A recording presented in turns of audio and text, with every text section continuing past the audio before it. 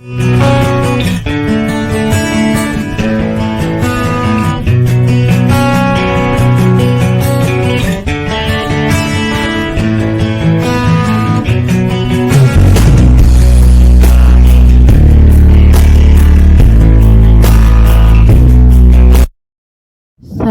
Corporation adalah sebuah perusahaan kopi dan jaringan kedai kopi global asal Amerika Serikat yang berkantor pusat di Seattle, Washington. Starbucks adalah perusahaan kedai kopi terbesar di dunia dengan 20.336 kedai di 61 negara. Starbucks didirikan oleh Jerry Baldwin, Gordon Bowker, dan Steve Siegel, dan membuka toko pertamanya pada tahun 1971 di Seattle, Amerika Serikat. Mereka menginvestasikan dan meminjam sejumlah uang untuk membuka toko pertamanya di Seattle dan menamakannya Starbucks, yang berasal dari novel klasik milik Herman Melville yaitu Moby Dick. Alfred Pitt, seorang pengusaha kopi, adalah inspirasi utama bagi para pendiri Starbucks. Keberhasilan Pitt dalam membuka toko kecil yang diberi nama Pitt's Coffee and Tea di Berkeley, California, mendorong para pendiri Starbucks untuk mendasarkan model bisnis mereka pada penjualan biji kopi dan peralatan rumah tangga berkualitas tinggi. Dan Pitt menjadi pemasok awal biji kopi hijau ke Starbucks. Pada tahun 1980-an, Starbucks telah membuka 4 toko di Seattle. Yang membuat mereka terlihat menonjol daripada pesaing utamanya adalah kopi panggang segar berkualitas tinggi yang disajikan oleh mereka. Pada tahun 1980 itu juga, Siegel memutuskan untuk keluar dan meninggalkan kedua partnernya, dan Jerry Baldwin mengambil alih peran sebagai presiden perusahaan Starbucks.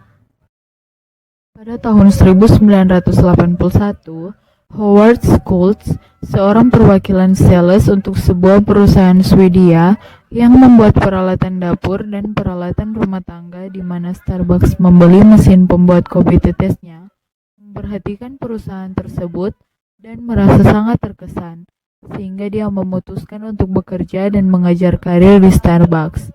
Dan akhirnya dia dipekerjakan sebagai kepala pemasaran pada tahun 1982.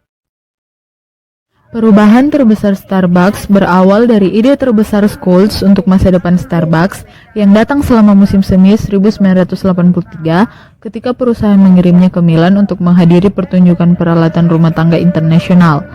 Saat berada di Italia, ia terkesan dengan kafe-kafe negara itu dan ia berpikir untuk melakukan hal serupa di Starbucks. Namun, Baldwin dan Bowker tidak antusias dengan ide Schultz.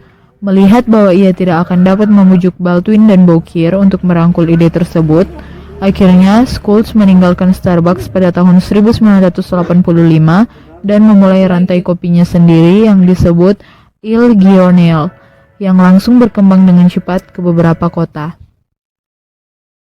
Pada Maret 1987, Baldwin dan Bowker memutuskan untuk menjual Starbucks dan Schultz langsung membeli perusahaan itu. Dia menggabungkan semua operasi bisnisnya di bawah merek Starbucks dan berkomitmen untuk membuat konsep kafe untuk bisnis dengan penjualan tambahan seperti kacang-kacangan, peralatan, dan barang-barang lainnya di toko-toko Starbucks. Perusahaan memasuki periode ekspansi besar yang berlanjut setelah perusahaan itu menjadi go publik pada tahun 1992. Starbucks segera menjadi waralaba kopi terbesar di dunia. Pada awal abad ke-21, Starbucks hadir di puluhan negara di seluruh dunia dan mengoperasikan lebih dari 20.000 toko.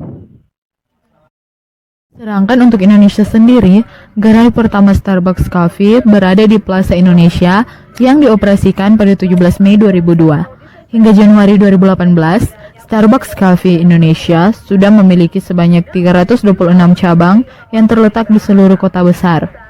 Di Indonesia sendiri, waralaba Starbucks berada di bawah naungan PT Mitra Adi Perkasa Tbk atau MAPI.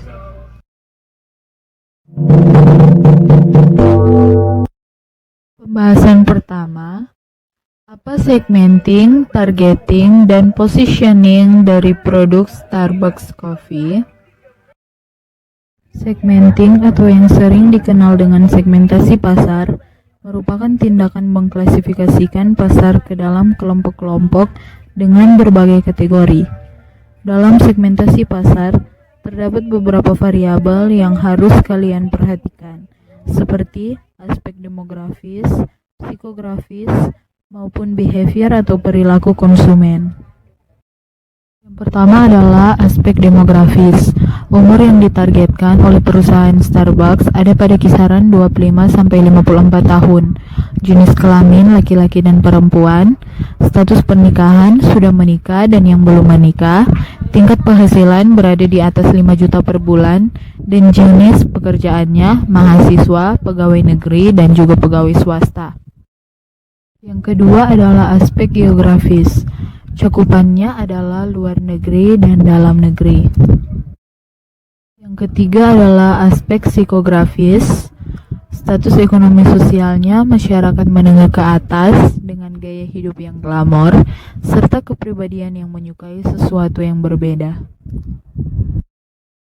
Komponen kedua adalah targeting atau menetapkan target pasar yang ingin kalian sasar. Targeting dari produk Starbucks yaitu hanya memilih mall atau kawasan kalangan menengah atas untuk membuka outletnya. Starbucks yakin bahwa produknya dapat laku keras di kalangan tersebut. Kegiatan promosi pemasaran ini pas dilakukan dan tepat sasarannya dengan segmen pasar yang dituju, yaitu pada mereka yang menginginkan pengalaman minum kopi yang baik. Komponen yang ketiga adalah positioning atau penempatan produk yang merupakan upaya untuk menempatkan posisi produk dalam menghadapi persaingan. Positioning dari Starbucks adalah Starbucks berhasil membangun merek yang kuat di hati pelanggan sehingga menjadi pelanggan yang setia, yang berarti pelanggan bahkan tidak mempertimbangkan merek lain ketika mereka pergi untuk membeli kopi. Mereka segera akan memilih Starbucks karena itu adalah kopi untuk siapa saja yang benar-benar mencintai kopi.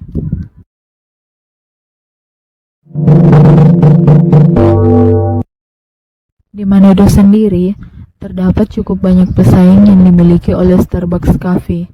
Di antaranya adalah Jeko Donuts and Coffee, Janji Jiwa, Max Coffee, The Coffee Bean and Tea Leaf, dan juga Excelso.